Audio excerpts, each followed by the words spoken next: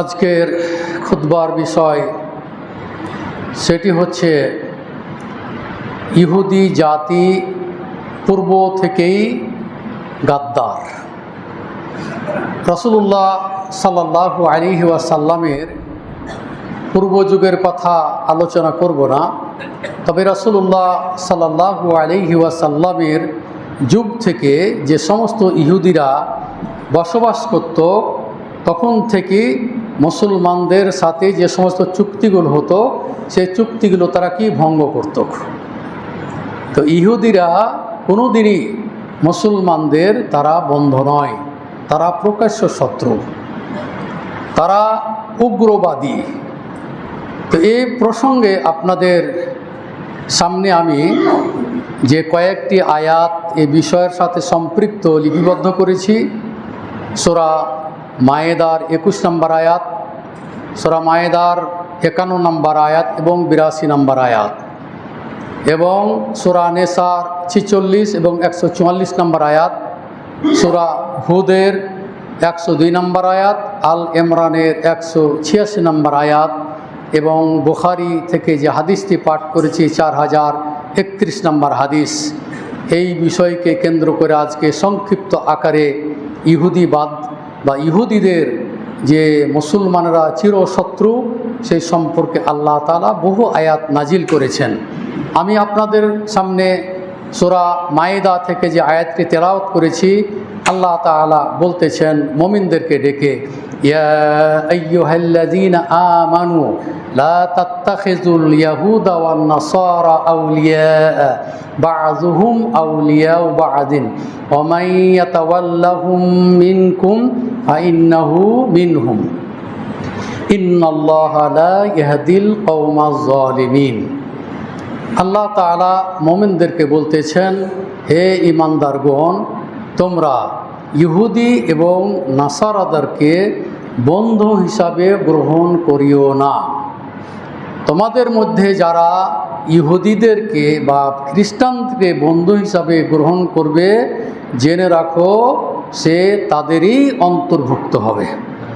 অতএব সারা বিশ্বে মুসলিম যারা আছে, বিভিন্ন দেশের কান্ট্রির যারা নেতা নেতৃবৃন্দ আছেন, তারা কিন্তু কেউ না কেউ বিধর্মীদের সাথে সখ্যতা গড়ে তুলেছে এবং তাদের সাথে এই চলাফেরা সহ যত রকমের সুযোগ সুবিধা তারা ভোগ করতেছে। অথচ ফিলিস্তিন ভাইদেরকে তারা কী করতে জবাই করে দিচ্ছে, ফিলিস্তিন ভাইদেরকে বাস্তুচ্যুত করতেছে, তাদের ঘর বাড়ি ধ্বংস সহ যত রকমের অবকাঠামো ছিল সবগুলোকে তারা তছনছ করে দিয়েছে এবং হাজার হাজার শিশুকে তারা হত্যা করেছে, নারী পুরুষ সাংবাদিক সহ, এমনকি জাতিসংঘের যে লোকজন সেখানে যারা বসবাস করছে তারাও সেখান থেকে রেহাই পায় নাই। তো আল্লাহ রাসূল সাল্লাল্লাহু আলাইহি ওয়াসাল্লামের যুগের একটি ঘটনা আপনাদের সামনে তুলে ধরছি। সেটি হলো যে রাসূলুল্লাহ সাল্লাল্লাহু আলাইহি ওয়াসাল্লাম বানু কুরাইজা নামে ইহুদিদের একটি গোষ্ঠী বসবাস করত মদিনাতে, অর্থাৎ মদিনার যারা ইহুদি ছিল তাদেরকে বলা হয় বানু কুরাইজা। এই বানু কুরাইজাদের সাথে মুসলমানদের অর্থাৎ রাসূলুল্লাহ সাল্লাল্লাহু আলাইহি ওয়াসাল্লামের সাথে একটি চুক্তি হয়েছিল।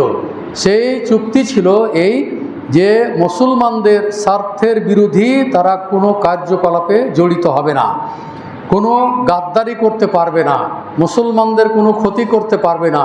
এইভাবে একটি চুক্তি করেছিল রাসূলুল্লাহ সাল্লাল্লাহু আলাইহি ওয়াসাল্লাম। এই চুক্তি মোতাবেক তারা সেখানে বসবাস করতেছিল। ইহুদি বানু কুরাইজা গোত্রীয় একটি ইহুদি গোষ্ঠী। এরপরে 5ম হিজরিতে যখন খন্দকের যুদ্ধ সংঘটিত হলো, তখন তারা মুশরিকে মক্কা অর্থাৎ মক্কার যারা মুশরিক ছিল তাদের সাথে একাত্মতা ঘোষণা করে মুসলমানদের বিরুদ্ধে তারা ষড়যন্ত্রে কী হলো, লিপ্ত হয়ে গেল। এই কথা যখন মুসলমানরা জানতে পারলো, তখন রাসূলুল্লাহ সাল্লাল্লাহু আলাইহি ওয়াসাল্লাম খন্দকের যুদ্ধ শেষে তখন তারাকে অবরোধ করে ফেলল। হাসারুহুম, তারা কি করলো? অবরোধ করে ফেললো। এই অবরোধ করার ফলে তারা 1 মাস অবরুদ্ধ হয়েছিল। তখন শেষ পর্যন্ত আবু লুবাবা নামে একজন বিচারকের মাধ্যমে রাসূলুল্লাহ সাল্লাল্লাহু আলাইহি ওয়াসাল্লামের নিকটে ফয়সালার জন্য যেটা ফয়সালা উনি করে দিবেন সেটা আমরা মেনে নিব। তারপরে আবু লুবাবা একটি গোপনীয় জিনিস তিনি ফাঁস করে দিয়েছিলেন। তাকে আগেই বলে দেওয়া হয়েছিল যে তাওরাতের বিধান সম্পর্কে, যে যদি এরকম যদি কেউ চুক্তি ভঙ্গ করে তাহলে তাদেরকে কি করা হবে? হত্যা করা হবে। তাদেরকে হত্যা করা হবে। নারী এবং শিশু ব্যতিরেকে সমস্ত পুরুষকে কি করা হবে? হত্যা করা হবে। এই কথাটা ইঙ্গিত করে আবু লুবাবা যিনি বিচারক তিনি কি করেছিলেন? এই কথাটা ইঙ্গিত দিয়ে বলে দিয়েছিলেন। যার ফলে দেখলো যে আমাদেরকে তো হত্যা করা হবে। তখন তারা তাদের গোত্রীয় মুসলিম যিনি বিচারক সাআদকে তখন তারা বিচারক হিসাবে তারা মেনে নিল।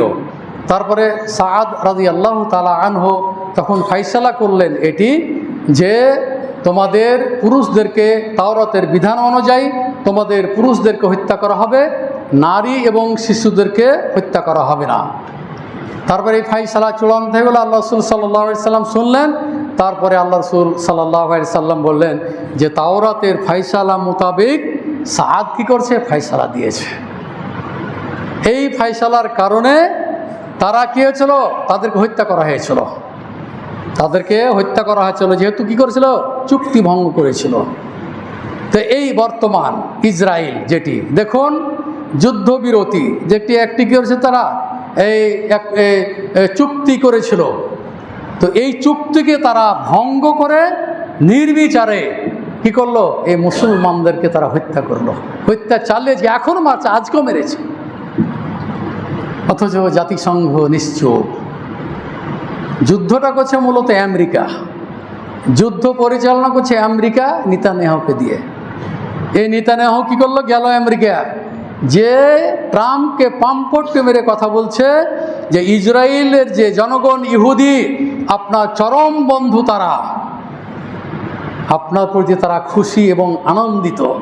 এ কথা দেখেছেন আপনারা টিভিতে। কী করছে ট্রাম্পকে কথা তিনি করছেন, আর ও ফুলে গিয়ে তখন বাস শেষ করে দিতে বলেছে, এরকে নিশ্চিহ্ন করে দাও। তাই করতেছে, এখনও অব্যাহত চলতেছে।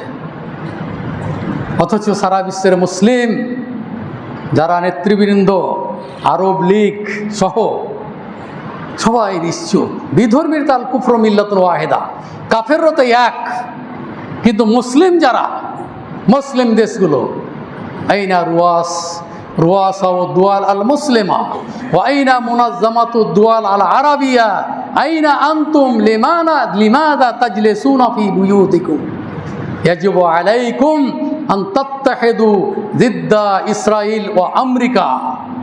হে মুসলমানের যারা নেতৃবৃন্দ, আরব লীগের যারা দায়িত্বশীল, তারা আপনারা আপনাদের বাড়ি ঘরে কেন বসে আছেন? আপনারা ইসরায়েলের বিরুদ্ধে ঐক্যমত হতে পারছেন না কেন? এই ঐক্যমত না হওয়ার কারণে আজকে কাফেররা আমাদের এই ফিলিস্তিনি ভাইদেরকে তারা কি ধ্বংসযজ্ঞ চালাচ্ছে। মুসলমানরা নিশ্চুপ। তবে আপনারা জেনে রাখুন, সারা বিশ্বের মুসলিম ফুঁসে উঠেছে, তারা প্রতিবাদ করতেছে, মানববন্ধন করতেছে। কোনো একদিন দেখবেন ইনশাআল্লাহ এই ইহুদির উপরে লানত এবং গজব নাজিল হয়ে তারা নিশ্চিহ্ন হয়ে যাবে এবং ফিলিস্তিন একটি স্বাধীন রাষ্ট্র হিসেবে আত্মপ্রকাশ করবে ইনশাআল্লাহ। যদি মুসলমান দেশের যে সমস্ত নেতৃবৃন্দ আছেন তারা যদি একমত পোষণ করে এবং আরব লীগ যদি ভূমিকা পালন করে, তাহলে ইসরায়েলকে ওখান থেকে পালাতে হবে। যত বড় শক্তিধর দেশ হোক না কেন, আমেরিকা যত রকমের সাহায্য সহায়তা করুক না কেন, ওদেরকে বিতাড়িত হতেই হবে। আজ হোক কাল হোক ইনশাআল্লাহ। মুসলমানদের দোয়া বদদোয়া তাদের বিরুদ্ধে চলতেছে, ফিলিস্তিনি ভাইদের জন্য পক্ষে দোয়া চলতেছে। মহান রব্বুল আলামিনের নিকট সারা বিশ্বের মুসলিম, এমনকি যারা বিধর্মী, তারাও তাদের বিরুদ্ধে, আমেরিকার বিরুদ্ধে, ইসরায়েলের বিরুদ্ধে তারা কিছু না করো, তারা প্রতিবাদ দেখাচ্ছে। আপনারাও যে সমস্ত ভাইরা মানববন্ধন করবে, যে সমস্ত ভাইরা প্রতিবাদ করছে, তাদের সাথে আপনারা সঙ্গ দিবেন, তাদের সাথে আপনার প্রতিবাদে অংশগ্রহণ করবেন। এটাও একটি জেহাদের অংশ বিশেষ। আপনারা জানেন এখন যে ফিলিস্তিনি ভাইদেরকে যেভাবে হত্যা চালাচ্ছে, এটা হলো জিহাদ, হলো ফারজে আইন। এটা প্রত্যেক দেশের মুসলমানদের জন্য তার বিরুদ্ধে জিহাদ করা, তার বিরুদ্ধে জিহাদ করা, এটা হলো একটা ঈমানি দায়িত্ব। মুসলমানে যখন যুদ্ধ করে তখন এটি জিহাদ নয়, কিন্তু কাফের যখন মুসলমানদেরকে হত্যা করবে তখন সারা বিশ্বের মুসলিম যারা, তারা একাত্মতা ঘোষণা করে তাদের বিরুদ্ধে জিহাদ করতে হবে। আগের মতো যদি জিহাদ হতো, আজকে ইসরায়েলকে পালিয়ে যেতে হতো, পলায়ন করতে হতো। কিন্তু দুঃখজনক বিষয় হচ্ছে যে এখন আধুনিক যুগ, নতুন প্রযুক্তির যুগ, আজকে মুসলমানদের হাতে কোনো অস্ত্র নেই, যার কারণে আজকে মুসলমানরা মার খাচ্ছে, যার কারণে বিধর্মীরা শক্তিশালী হয়ে মুসলমানদেরকে জবাই করতেছে, তাদের বাড়ি ঘরকে ধ্বংস করতেছে। এটাই হলো কারণ। আল্লাহ তাআলা সেটাই বলতেছেন যে ইহুদিদেরকে কোনো সময় তোমরা বন্ধু হিসাবে গ্রহণ করিও না, তারা তোমাদের চিরশত্রু। কাফের এবং মুশরিক, এবং ইহুদি এবং মুশরিকের কথা কিন্তু আল্লাহ তাআলা তিনি নিজেই বলেছেন সূরা মায়েদার ৮২ নম্বর আয়াতে, যে তারা তোমাদের ওয়ালা তাজিদান্না আশাদ্দান নাসে আদাওয়াতান লিল্লাযিনা আমানু আল ইয়াহুদা ওয়াল্লাযিনা আশরাকু। আল্লাহ তাআলা বলতেছেন যে তোমরা দেখতে পাবে ইহুদি এবং মুশরিকদেরকে তোমরা মুসলমানদের বিরুদ্ধে কঠোরতা অবলম্বন করতে, তাদেরকে হত্যা করতে, তাদের সাথে কি করতে, দুর্ব্যবহার করতে, তারাকে কষ্ট দিতে তোমরা তাকে দেখতে পাবে। আল্লাহ সুবহানাহু বলছে তুমি দেখতে পাবে যে কারা ইহুদি। ওয়ালা তাজিদান্না, তুমি অবশ্যই দেখতে পাবে, আশাদ্দান নাস, মানুষের মধ্যে যারা কঠিন প্রকৃতির, কঠিন অন্তরের মানুষ, আদাওয়াতান, যারা মুসলমানদের শত্রু, লিল্লাযিনা আমানু, যারা ইমানদার তাদের শত্রু, আল্লাযিনা আশরাকু, এবং যারা মুশরিক তারাও কিন্তু মুসলমানদের বন্ধু নয়। আমাদের এই বাংলাদেশ, আপনারা জানেন যে এই বাংলাদেশের সংখ্যালঘু যারা বসবাস করে এখানে, এদেরকে আপনারা দেখতেছেন স্বাধীনভাবে তারা চলাফেরা করতেছে, স্বাধীনভাবে তারা যে জিনিস তারা খায়, ইসলামে যেগুলো হারাম, সেগুলো কিন্তু আমাদের দেশের শাসক বা আমাদের দেশের মুসলমান যারা, তারা কিন্তু তারাকে বাধা প্রদান করে না। অথচ আমাদের প্রতিবেশী দেশ দেখুন, ইউপিতে আমাদের সাথে যে সমস্ত ছাত্ররা পড়তো, তারা বলতেছে গরু জবাই করার তো দূরের কথা, মহিষ জবাই করার অনুমতি থাকলেও সাবধানতা অবলম্বন করে প্রকাশ্যে জবাই করতে পারবে না। তাহলে এরা যেভাবে মুসলমানদের উপর নির্যাতন করেছে, এই মুশরিকেরা, আমাদের প্রতিবেশীর মুশরিক যারা যেভাবে নির্যাতন করেছে, ট্রেনে দাঁড় করিয়ে মুসলমানদের হাজার হাজার মুসলমানকে এরা জবাই করেছে। এরা কি করেছে, বাবরি মসজিদ ধ্বংস করেছে, এবং এখনও কিন্তু বন্ধ নাই, অনেক জায়গা থেকে মুসলমানদের উপর নির্যাতন চলছে। তা আল্লাহ তাআলা যে বলতেছেন যে ইহুদি এবং যারা মুশরিক, তারা মুসলমানদের বিরুদ্ধে তারা কঠোর, তারা চিরশত্রু, মুসলমানদের তারা ক্ষতি করবে, এটা আল্লাহ তাআলাই বলতেছেন। কাফের, এরাও কাফের, এরাও কাফের। আল্লাহ তাআলা সূরা মায়েদার ২১ নম্বর আয়াতে আল্লাহ তাআলা বলতেছেন, ইয়া আইয়ুহাল্লাযিনা আমানু লা তাত্তাখিযুল কাফিরিনা আউলিয়া মিন দুনিল মুমিনিন। আল্লাহ তাআলা বলছে, হে ঈমানদারগণ, তোমরা মুমিনদেরকে বাদ দিয়ে তোমরা কাফেরদের সাথে বন্ধুতালি করিও না, বন্ধু হিসাবে তোমরা গ্রহণ করিও না, তারা হলো তোমাদের চিরশত্রু। এরা শুধু এখন নয়, আল্লাহ রাসূল সাল্লাল্লাহু আলাইহি সাল্লামের মৃত্যু কামনা করত তারা। আতাউন নবিয়া সাল্লাল্লাহু আলাইহি সাল্লাম রাহাতুম মিনাল ইয়াহুদ। রাসূলুল্লাহ সাল্লাল্লাহু আলাইহি সাল্লামের নিকটে একদল ইহুদি আসলেন, এসে অনুমতি চাইলেন রাসূলুল্লাহ সাল্লাল্লাহু আলাইহি সাল্লামের সাথে কি করার জন্য, আলোচনা করার জন্য। তা আল্লাহ রাসূল সাল্লাল্লাহু আলাইহি সাল্লাম আসলেন। এর আগেও হাদিসটা আপনাদের সামনে আমি বলেছি।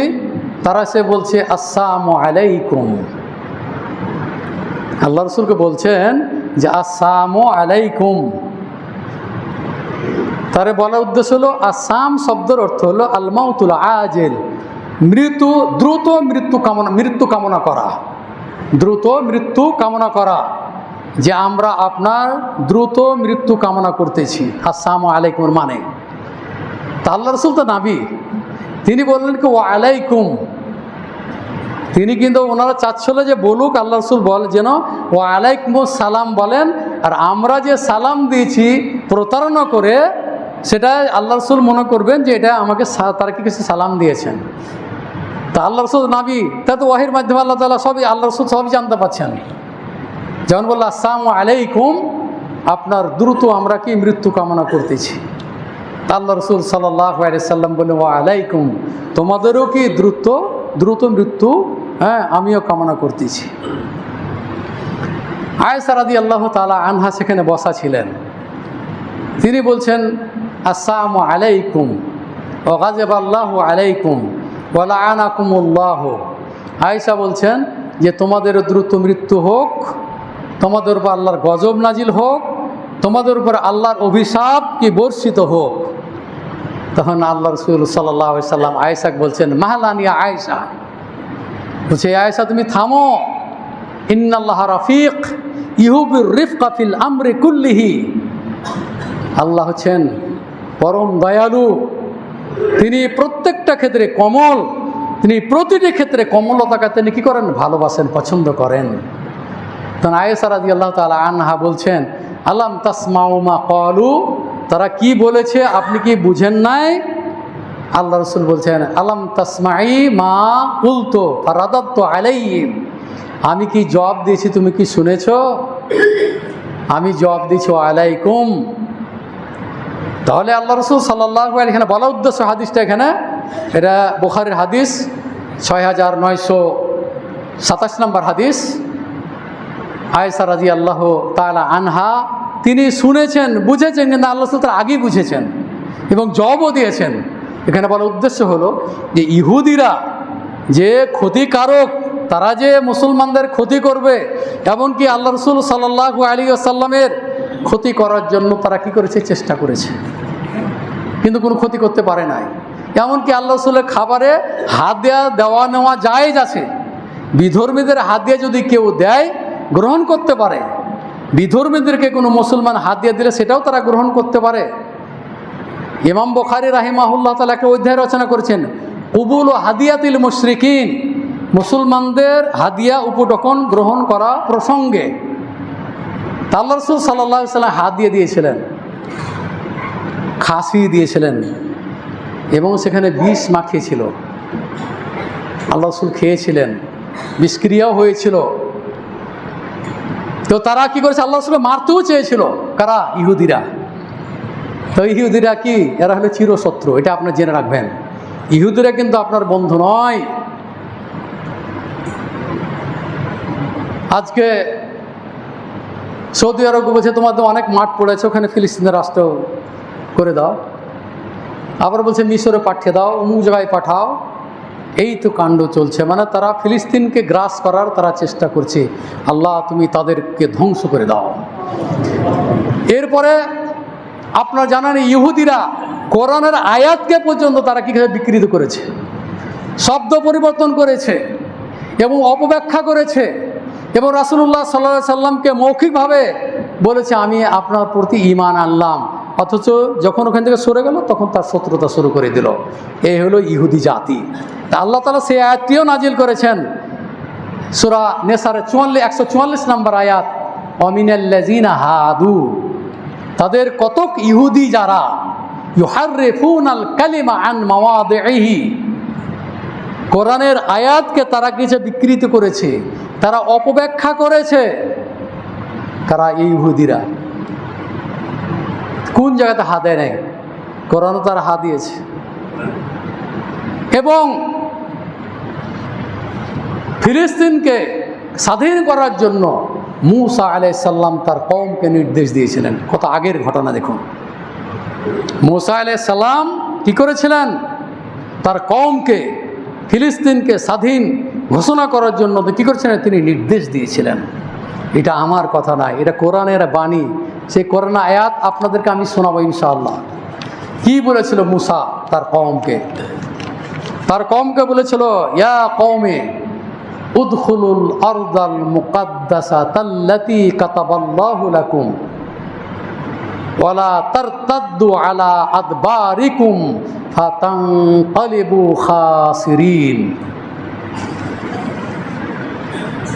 এটি সূরা মায়েদার 21 নম্বর আয়াত। আল্লাহ তাআলা বলতেছেন, মুসা বলছে, ইয়া কওমে, হে আমার সম্প্রদায়, উদখুল, তোমরা প্রবেশ করো, আল আরদাল মুকাদ্দাসাতা, পবিত্র ভূমিতে তোমরা কি করো? প্রবেশ করো। পবিত্র ভূমি বলতে কে? সেটা হলো ফিলিস্তিন, সেটা হলো বাইতুল মুকাদ্দাস। সেখানে প্রবেশ করে সেটাকে স্বাধীন করার জন্য মূসা আলাইহিস সালাম তার কওমকে কি করছিলেন? নির্দেশ দিয়েছিলেন। দেখেন, এটা আগের বাণী কিন্তু এটা। আর মুহাম্মদের যুগে, সাল্লাল্লাহু আলাইহি সাল্লামের যুগে যেটা শেষে যুদ্ধ সংগঠিত হয়েছে তাদের বিরুদ্ধে, গাদ্দারি তারা করেছে। আমার বিষয় সেটি হলো যে ইহুদি জাতি পূর্ব থেকেই গাদ্দার। এখনকার গাদ্দার না, তারা পূর্ব থেকে গাদ্দার। তারা মূসা আলাইহিস সালাম কি করলেন? তার কওমকে বললেন, উদখুলুল আরদাল মুকাদ্দাসাতা, তুমি পবিত্র ভূমিতে প্রবেশ করো। তোমরা উদখুলু, তোমরা প্রবেশ করো, আল আরদাল মুকাদ্দাসাতা, পবিত্র ভূমিতে।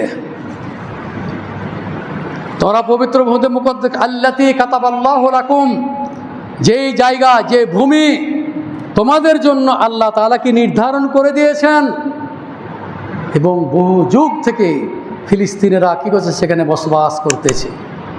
এরা ঢুকলো ফকির হয়ে, ইহুদিরা ইসরায়েলের সর্বপ্রথম ঢুকলো ফকির হয়ে, মিসকিন হয়ে, অসহায়, আশ্রয় দিল। আজকে তারা কি? রাজা, সারা পৃথিবীর রাজা তারা আজকে। তোর কত বড় এরা মাকের, কত বড় ধোঁকাবাজ, কত বড় প্রতারক, কত বড় গাদ্দার, এগুলা কোরআন হাদিস থেকে স্পষ্টভাবে বর্ণনা করা হয়েছে। এখানে সেটাই বলছেন আল্লাহ তাআলা যে এই জমি, এই ভূমি তোমাদের জন্য আল্লাহ তাআলা নির্ধারণ করে দিয়েছেন। ওয়ালা তারতাদ্দু আলা আদবারিকুম, তোমরা যুদ্ধক্ষেত্র হতে তোমরা মোটেই পশ্চাৎগামী হবে না, তোমরা পিছু হটবে না। এই ইহুদিদেরকে সরাতেই হবে, ফিলিস্তিনকে স্বাধীন করতেই হবে। মূসা আলাইহিস সালামের এই বলিষ্ঠ কণ্ঠে তার কওমকে তিনি বলেছিলেন, তোমরা এই পবিত্র ভূমিতে কি করো? প্রবেশ করো, যেই পবিত্র ভূমি তোমাদের জন্য আল্লাহ তাআলা নির্ধারণ করে দিয়েছেন। সুতরাং তোমরা এই যুদ্ধক্ষেত্র হতে তোমরা পলায়ন করবে না।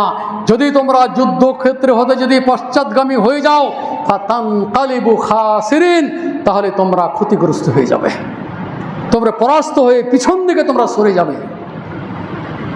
সূরা মায়েদার 21 নম্বর আয়াত। তাহলে মূসা আলাইহিস সালাম কি করেছিলেন? তার কওমকে এটাকে কি করার জন্য? স্বাধীন করার জন্য তিনি কি করেছেন? ঘোষণা দিয়েছিলেন। আয়াতগুলি বলছে এই জন্য, আমার কোনো এক ভাই আমাকে পরামর্শ দিয়েছিলেন যে আরবিগুলো কম নিয়ে একটু বাংলাতে হলে একটু আরও ভালো হয়। আমি বললাম, আমার বক্তব্য অনেক খাতিব শুনে এবং তারা নোট করে, খুতবা দেয়। আরবি যদি না বলেন তাহলে আপনার খুতবার কোনো মান থাকবে না, খালি কেসা কাহিনী হবে, ভুলও হয়তো ওর ব্যাখ্যাতে। এই জন্য আমি যে আয়াতগুলি লিপিবদ্ধ করি, মুখস্থ করে ফেলি। ওই যে আমি মুখস্থ করতেছি এবং একটু করে দেখতেছি। তো এটাতে হবে কি? আপনাদেরকে আত্মবিশ্বাস বাড়বে যে আমি যে কোরআন আয়াত বললাম, অনুবাদ করলাম না, অনুবাদ করলে হয়তো অনুবাদে ভুলও হইতে পারে, হয়তো অপব্যাখ্যাও হয়ে যেতে পারে। এই জন্য কোরআনের আয়াত পড়ে পড়ে আপনাদেরকে এই খুতবা আমি আমার খুতবা কিবার আমি ব্যক্ত করি। এখানে আল্লাহ তাআলা এই যে জালেম, এরা ইহুদিবাদ, এরা জুলুম করতেছে, অত্যাচার করতেছে, মানুষদেরকে হত্যা করতেছে। একদিন না একদিন আল্লাহ তাআলার বাণী সত্য, আল্লাহ তাআলা একদিন না একদিন তাদেরকে ধ্বংস করবেন। আল্লাহর পাকড়াও এত কঠিন, এ ব্যাপারে আল্লাহ তাআলা সূরা হুদের 102 নম্বর আয়াতে তিনি বলতেছেন যে ওয়া কাযালিকা আখযু রাব্বিকা, এইভাবেই ইহুদিদেরকে, খ্রিস্টানদেরকে, মুশরিকদেরকে আল্লাহ তাআলা এমনভাবে পাকড়াও করবেন, যেই ইহুদি, যেই মুশরিক কি করছে, মুসলমানদের উপর জুলুম অত্যাচার করতেছে, জুলুম অত্যাচার করছে। ফাইন্না আখযাহু আলিমুন শাদীদ, এবং আল্লাহর পাকড়াও হচ্ছে কি যন্ত্রণাদায়ক পাকড়াও, আল্লাহর পাকড়াও হচ্ছে কি কঠিন পাকড়াও। আপনার সূরা বুরুজে পড়েছেন, ইন্না বাতশা রাব্বিকা লাশাদীদ, তোমাদের রবের পাকড়াও কিন্তু খুব কঠিন পাকড়াও। যখন ধরে বসবে তখন আর ছাড়বে না, তখন উলট পালট করে দিবে। তখন দেখুন আল্লাহ সামান্য একটা ওয়াজে কুন ফায়াকুন, ভূমিকম্প হওয়াতে হয়ে গেল, নিশ্চিহ্ন হয়ে গেল। কোটি কোটি টাকাতে আপনি বিল্ডিং তৈরি করেছেন, আপনার কোনো ভরসা নেই, কখন কোন দুর্ঘটনা ঘটে যাবে কেউ বলতে পারবে না। আপনি যতই শক্তিশালী করে বাড়ি করুন না কেন, কিন্তু আল্লাহ যদি নড়িয়ে দেয় তাহলে ওখানে আর তাকে সোজা করার কেউ নাই, ওই বাঁকাহি থাকবে, ভাঙতে হবে বিল্ডিং। আল্লাহকে ভয় করে চলুন, মুসলমানদের পাশে দাঁড়ান, মুসলমানদের জন্য দোয়া করুন, ফিলিস্তিনি ভাইদের জন্য দোয়া করুন। আল মুসলিম আখুল মুসলিম, এক মুসলিম আর এক মুসলমানের ভাই। লা ইয়াজলিমুহু, কোনো মুসলিম কোনো মুসলমানকে জুলুম করতে পারবে না। ওয়ালা ইউসলিমুহু, এবং কোনো মুসলিম কোনো মুসলিমকে কাফের হাতে হস্তান্তর করতে পারবে না। আজকে আমরা হস্তান্তর করে দিচ্ছি, আজকে আমাদের ভাইদেরকে মেরে ফেলে দিচ্ছে। আল্লাহর কাছে আমাদের বাংলাদেশে যদি কোন ধরনের কোনো সুযোগ থাকতো জিহাদে অংশগ্রহণ করা, আপনাদেরকে আর ওয়াল্লাহি করে বলতেছি, এরা কিন্তু আগেই যেত, বাংলাদেশের মুসলমান কিন্তু আগেই জিহাদে অংশগ্রহণ করবে। তার কারণ যে যেতে পারছেন, আপনারা জানেন যে এখন প্রত্যেকটা দেশ নিজ স্বাধীন দেশ, কেউ কোনো দেশে প্রবেশ করতে পারবে না। তেমন পার্শ্ববর্তী দেশে কোনো রোগী এখন যেতে পারছে না পাসপোর্টের জটিলতার কারণে। তাহলে আপনি কি করে জিহাদ করতে যাবেন? জিহাদ করবে যারা প্রতিবেশী আশেপাশে যে মুসলিম দেশগুলো আছে, এরাকে সুযোগ করে দেবে তাদের দেশে যাওয়ার জন্য। তাদের দেশে অনুমতি দিলে সারা বিশ্বের মুসলমান ওই সব মুসলিম দেশে গিয়ে তখন তাদের বিরুদ্ধে জিহাদে অংশগ্রহণ করবে। আগের মতো জিহাদ নাই তরবারি দিয়ে, তলোয়ার দিয়ে, তীর দিয়ে। এখন তো জিহাদ আপনার হাতে অস্ত্র থাকতে হবে, আধুনিক অস্ত্র থাকতে হবে, তাহলে আপনি জয়লাভ করতে পারবেন। নচেত অস্ত্র না থাকলে নিজকেই মার খেতে হবে। দোয়া করি আমরা আপনাদের সহ সকলের জন্য দোয়া করি, বিশেষ করে ফিলিস্তিন ভাইদের জন্য দোয়া করি। হে মহান রব্বুল আলামিন, তুমি আমাদের ফিলিস্তিন ভাইদেরকে আল্লাহ তুমি রক্ষা করো।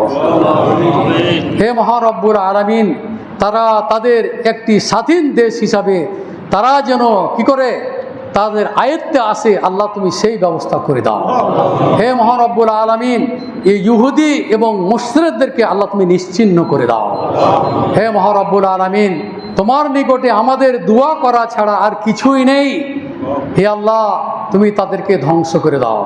আল্লাহুম্মা গফির লিল মুমিনিনা ওয়াল মুমিনাত ওয়াল মুসলিমিনা ওয়াল মুসলিমাত ওয়া আল্লিফ বাইনা কুলুবিহিম ওয়া আসলিহ যাতা বাইনিহিম ওয়ানসুরহুম আলা আদুবিকা ওয়া আদুবিহিম ওয়ানসুরহুম আলা আদুবিকা ওয়া আদুবিহিম ওয়ানসুরহুম আলা আদুবিকা ওয়া আদুবিহিম।